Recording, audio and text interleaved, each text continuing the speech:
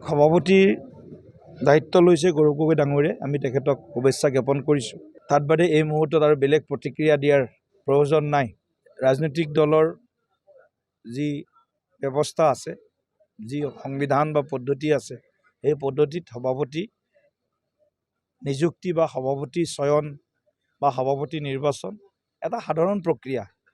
কিন্তু অলপ বেয়া লাগিছে মনটো যে ভূপেন বৰা ডাঙৰীয়াৰ কি হ'ব ভৱিষ্যতে, কি ধৰণে তেওঁ দলটোক আগবঢ়াই লৈ গৈছিল, ইমান তেওঁৰ চিন্তা চৰ্চাবিলাক এতিয়া গৌৰৱ গগৈ ডাঙৰীয়া আগবঢ়াই লৈ যাবনে নাযায়, এই কথাবিলাকো এটা আজিৰ দিনত হয়তো অসমৰ ৰাইজে চিন্তা কৰিব। আমাৰ বিশেষ চিন্তাৰ প্ৰয়োজন নাই, কাৰণ তেওঁলোকে তেওঁলোকৰ দল চলাব, আমি আমাৰ দল চলাম। কিন্তু তেওঁলোকৰ নেতাসকলৰ মাজতো খুব প্ৰতিযোগিতা এটা আছিলে, গতিকে আশাও কৰিছিলে। গতিকে তাৰ ভিতৰত গৌৰৱ গগৈ ডাঙৰীয়া হ'ল। গতিকে অসমৰ চাৰিওফালে ঘূৰিব লাগিব, এতিয়া বোকা পানী খচিব লাগিব। ধুবুৰী আৰু বৰপেটা বা গোৱালপাৰাত গ'লেই নহ'ব, গোটেই অসমৰ নলবাৰীৰ পৰা আৰম্ভ কৰি গোটেই অঞ্চলবিলাকত যাব লাগিব। বৰাক ভেলীতো যাব লাগিব, ডিমা হাছাও কাৰ্বি আংলঙতো যাব লাগিব। গতিকে সকলোতে যাওক, সেইটোৱে আমি আশা কৰিম।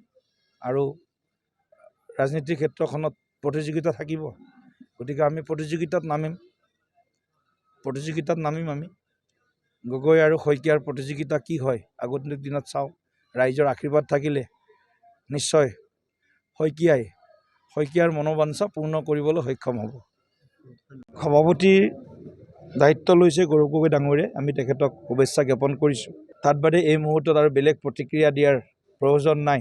ৰাজনৈতিক দলৰ যি ব্যৱস্থা আছে, যি সংবিধান বা পদ্ধতি আছে, এই পদ্ধতিত সভাপতি নিযুক্তি বা সভাপতি চয়ন বা সভাপতি নিৰ্বাচন এটা সাধাৰণ প্ৰক্ৰিয়া।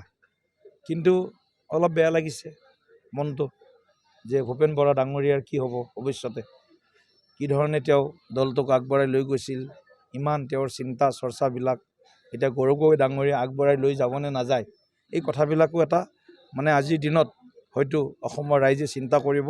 আমাৰ বিশেষ চিন্তাৰ প্ৰয়োজন নাই, কাৰণ তেওঁলোকে তেওঁলোকৰ দল চলাব, আমি আমাৰ দল চলাম। কিন্তু তেওঁলোকৰ নেতাসকলৰ মাজতো খুব প্ৰতিযোগিতা এটা আছিলে, গতিকে আশাও কৰিছিলে। গতিকে তাৰ ভিতৰত গৌৰৱ গগৈ ডাঙৰীয়া হ'ল। গতিকে অসমৰ চাৰিওফালে ঘূৰিব লাগিব, এতিয়া বোকা পানী খচিব লাগিব। ধুবুৰী আৰু বৰপেটা বা গোৱালপাৰাত গ'লেই নহ'ব, গোটেই অসমৰ নলবাৰীৰ পৰা আৰম্ভ কৰি গোটেই অঞ্চলবিলাকত যাব লাগিব। বৰাক ভেলীতো যাব লাগিব, ডিমা হাছাও কাৰ্বি আংলঙতো যাব লাগিব। গতিকে সকলোতে যাওক, সেইটোৱে আমি আশা কৰিম। আৰু ৰাজনীতিৰ ক্ষেত্ৰখনত প্ৰতিযোগিতা থাকিব, গতিকে আমি প্ৰতিযোগিতাত নামিম আমি। গগৈ আৰু শইকীয়াৰ প্ৰতিযোগিতা কি হয় আগন্তুক দিনত চাওঁ।